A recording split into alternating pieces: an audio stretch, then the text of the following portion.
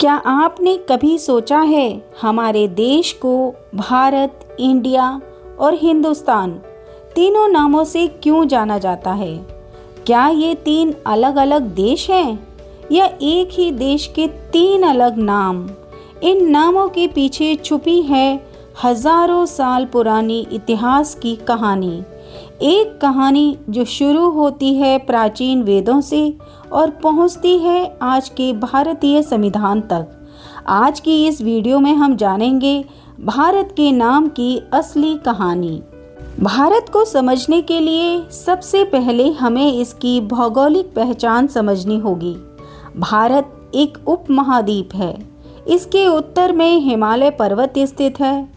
हिमालय केवल एक पर्वत श्रृंखला नहीं बल्कि भारत की प्राकृतिक दीवार है।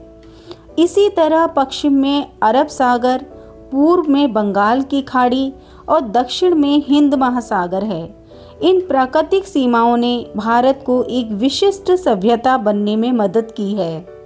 भारत का सबसे प्राचीन उल्लेख ऋग्वेद में मिलता है। ऋग्वेद में इस क्षेत्र को सप्त सिंधु कहा गया है।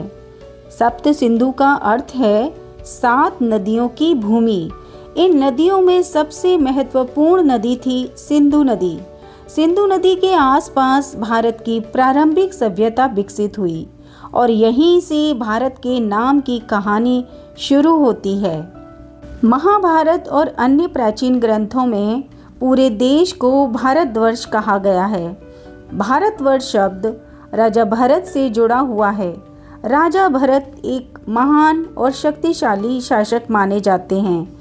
उनके नाम पर पूरी भूमि को भारतवर्ष कहा जाने लगा, जिसका अर्थ है भरत के वंशजों की भूमि। इसके बाद भारतीय प्राचीन ग्रंथों में भारत को जम्बू द्वीप भी कहा गया है।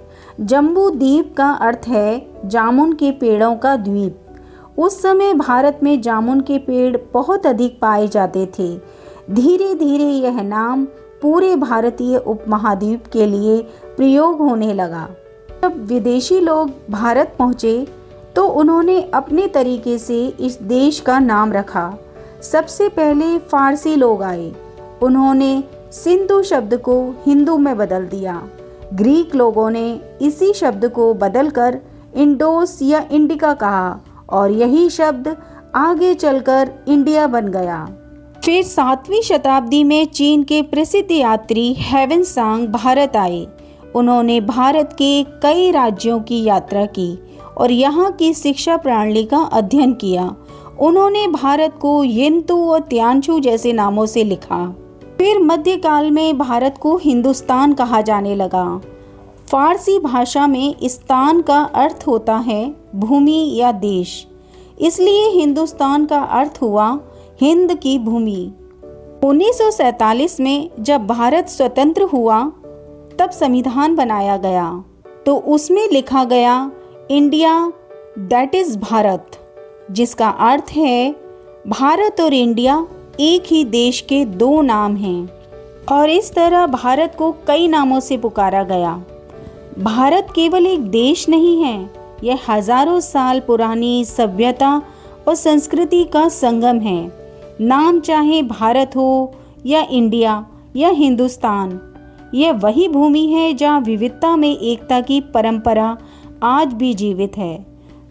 ऋग्वेद के सप्त सिंधु से लेकर राजा भरत के भारतवर्ष तक, फारसियों के हिंद से लेकर आज के इंडिया दैट इज भारत तक, यह नाम बदलते रहे, लेकिन इस भूमि की आत्मा हमेशा एक ही रही। तो अगर आपको यह वीडियो पसंद आया हो तो वीडियो को लाइक करें और ऐसे ही रोचक इतिहास जानने के लिए हमारे चैनल विरासत द बायोग्राफी ऑफ लेजेंड्स को सब्सक्राइब करना ना भूलें।